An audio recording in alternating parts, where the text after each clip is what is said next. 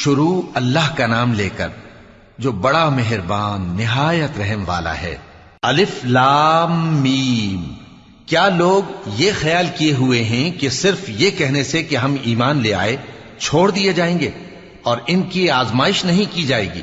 और जो लोग इनसे पहले हो चुके हैं हमने उनको भी आजमाया था और इनको भी आजमाएंगे। सो अल्लाह उनको जरूर मालूम करेगा जो अपने ईमान में सच्चे हैं और उनको भी जो झूठे हैं।